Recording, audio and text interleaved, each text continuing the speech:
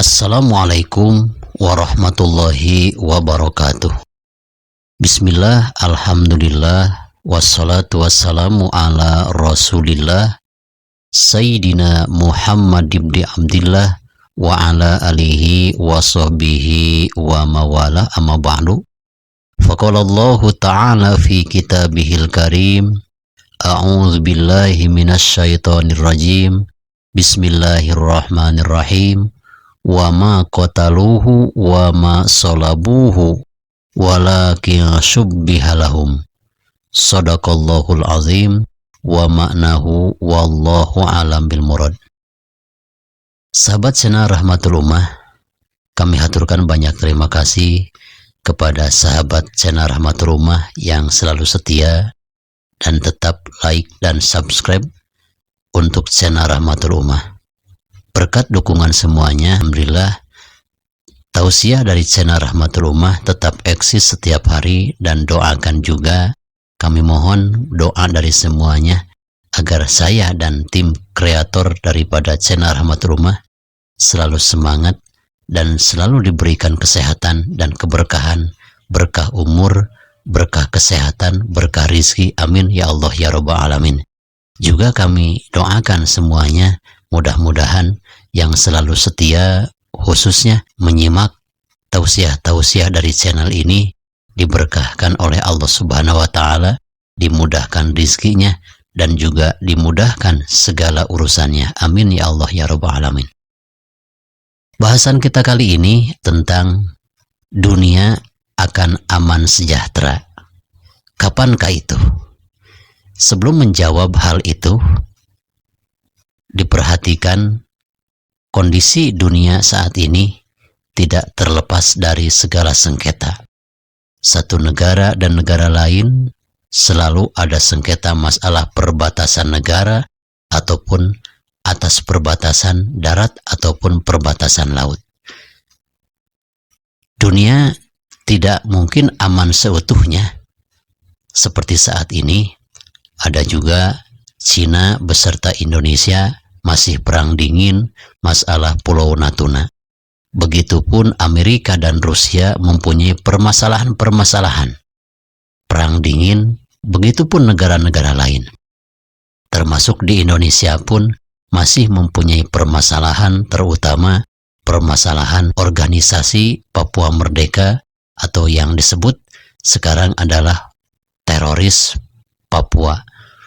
Suatu negara saat ini tidaklah akan seutuhnya mengalami aman, tentram, sejahtera karena mempunyai segala permasalahan yang belum terselesaikan.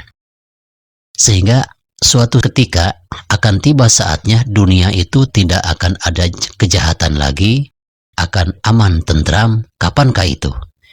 Yaitu seperti yang disabdakan oleh baginda Rasulullah SAW, dunia akan mengalami aman sejahtera, aman sentosa, tidak lagi ada peperangan dan tidak ada lagi berbagai agama, hanya satu, yaitu agama Islam. Sabda Rasulullah SAW, yanzilu Isa ibnu Maryam alaihi salam ilal ardi wa kana ra'suhu yakturu walam yusibhu belalun. Dunia ini akan aman saat Nabi Isa alaihi salam diturunkan oleh Allah Subhanahu wa Ta'ala ke muka bumi.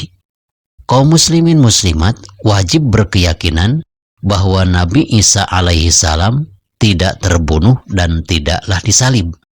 Hal ini difirmankan oleh Allah Subhanahu wa Ta'ala dalam surat An-Nisa ayat 157. Wa ma qataluhu wa ma salabuhu walakin syubbiha lahum. Orang-orang Yahudi mengakui bahwa mereka telah membunuh Nabi Isa dan telah menyalibnya. Padahal yang mereka bunuh, yang mereka salib bukanlah Nabi Isa alaihi salam.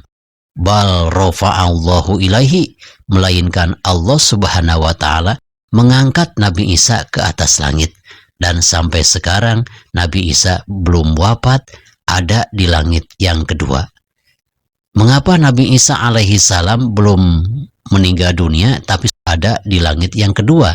Karena ini diberitakan oleh Rasulullah Shallallahu Alaihi Wasallam saat malam Isra Mi'raj, beliau bertemu di langit kedua. Ternyata di langit kedua itu ada Nabi Isa yang belum wafat dan ada Nabi Yahya. Sehingga baginda Rasulullah Shallallahu Alaihi Wasallam bertanya ke malaikat Jibril, "Wahai malaikat Jibril, di langit pertama ada Nabi Adam seorang diri, di langit kedua ada dua nabi, Nabi Yahya dan Nabi Isa.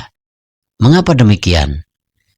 Malaikat Jibril, nanti akhir zaman Nabi Isa akan diturunkan oleh Allah Subhanahu wa Ta'ala ke muka bumi. Saat Nabi Isa diturunkan ke bumi, berarti langit kedua tidak kosong penghuninya, tetap akan ada penghuninya, yaitu Nabi Yahya alaihi salam. Apabila Nabi Isa telah diturunkan oleh Allah ke muka bumi, tanda-tanda Nabi Isa tersebut yang pertama, ra'suhu yakturu walam yusibhu balalun. Dari atas kepalanya turun air hujan, tapi sama sekali Nabi Isa alaihi salam tidak basah badannya. Itulah salah satu tanda Nabi Isa telah turun ke muka bumi. Wa annahu yuksirus solib, dan Nabi Isa itu akan menghancurkan salib-salib. Nanti setelah dihancurkan salib-salib, tidak ada agama lain, hanyalah satu agama Allah, yaitu agama Islam. Yang ketiga, tanda-tanda daripada Nabi Isa telah turun ke dunia, wa yaqtulul khinzir, dan akan membunuh binatang babi-babi, sehingga di dunia tidak mungkin ada babi lagi setelah Nabi Isa diturunkan ke muka bumi. Karena seluruh nabi, dari mulai Nabi Adam sampai nabi terakhir baginda Rasulullah Shallallahu Alaihi Wasallam, semuanya mengatakan daging babi, daging anjing adalah najis. Sehingga tidak ada lagi di dunia ini binatang yang najis seperti anjing dan babi. Lalu selanjutnya, tanda Nabi Isa telah turun ke muka bumi, wayak bidul mal, akan dikuasai seluruh harta benda, ada dalam genggaman, ada dalam kekuasaan Nabi Isa alaihi salam.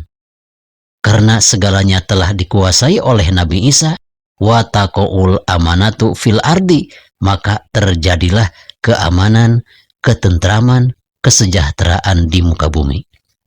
Tanda-tanda daripada kesejahteraan setelah turunnya Nabi Isa alaihi salam, yang pertama, hatta yar al asad ma'al ibil, antara singa dan unta bisa hidup berdampingan.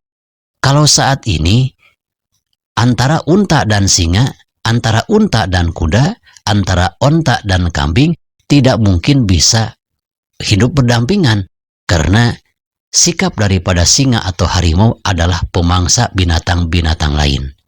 Sehingga dunia ini tidaklah dikategorikan sebagai dunia yang aman. Tapi setelah Nabi Isa alaihi salam turun ke muka bumi, nanti akan bisa hidup berdampingan antara singa dan unta. Yang kedua, wan namar ma'al bakor. Harimau dan sapi pun bisa hidup berdampingan. Harimau tidak mau memangsa kerbau ataupun sapi. Karena apa? Itu hebat-hebatnya pengaruh Nabi Isa alaihi salam. Sungguh menakjubkan apabila dunia setelah dikuasai oleh Nabi Isa alaihi salam. Wadhi'ab ma'al gonam. Anjing hutan tidak lagi memangsa binatang domba ataupun kambing.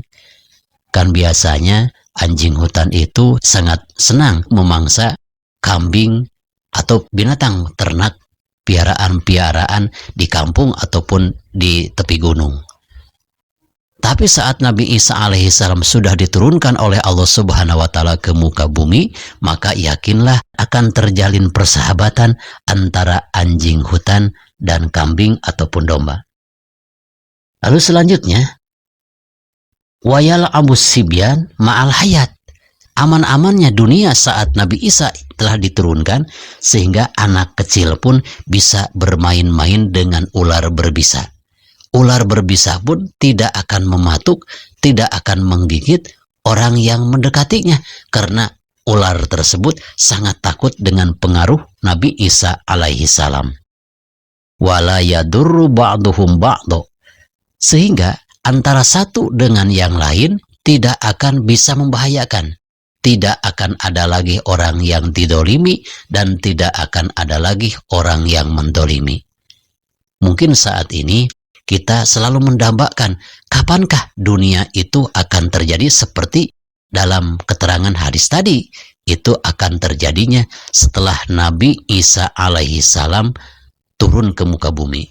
Turun ke muka bumi itu Nabi Isa alaihi salam setelah membunuh Dajjal. Karena Dajjal ini adalah makhluk Allah subhanahu wa ta'ala yang mana salah satu matanya adalah buta dan di keningnya ada tulisan hadza kafir, ini adalah makhluk yang kafir. Sehingga mereka akan mengaku dirinya sebagai Tuhan. Dan salah satu tanda-tanda Dajjal akan turun, Allah subhanahu wa ta'ala akan mencoba umat manusia dengan musibah yang luar biasa. Selama 40 tahun tidak akan lagi turun hujan. Maka turunlah Dajjal yang nantinya Dajjal akan mengelilingi dunia. Kecuali Mekah dan Madinah tidak bisa diinjak oleh kaki Dajjal. Dan akhirnya nanti Dajjal akan dibunuh oleh Nabi Isa alaihi salam. Lalu selanjutnya, wayabqa fil ardi arba'ina sanatan. Nabi Isa alaihi salam menyebarkan kebaikan dan meneruskan syariat baginda Nabi besar Muhammad sallallahu alaihi wasallam bermukim di dunia selama 40 tahun. Harus kita ingat bahwa Nabi Isa turun ke muka bumi ini bukan membawa syariatnya sendiri, melainkan membawa syariat dan meneruskan syariat baginda Nabi besar Muhammad sallallahu alaihi wasallam. Setelah menyebarkan segala kebaikan, setelah menghancurkan salib-salib, dan setelah dunia ini aman sentosa selama 40 tahun, barulah Nabi Isa akan meninggal dunia dan akan disolatkan dan dikuburkan oleh kaum muslimin yang masih hidup saat itu. Mudah-mudahan segala apa yang telah saya sampaikan besar manfaatnya, khususnya bagi saya sendiri dan umumnya bagi kita sekalian. Mohon maaf dari segala kekeliruannya dan mudah-mudahan dari segala kebaikan dari tausiah ini bisa diambil manfaat. Hudma sofa wada ma kadar billahi fi sabilil haq. Wassalamualaikum warahmatullahi wabarakatuh.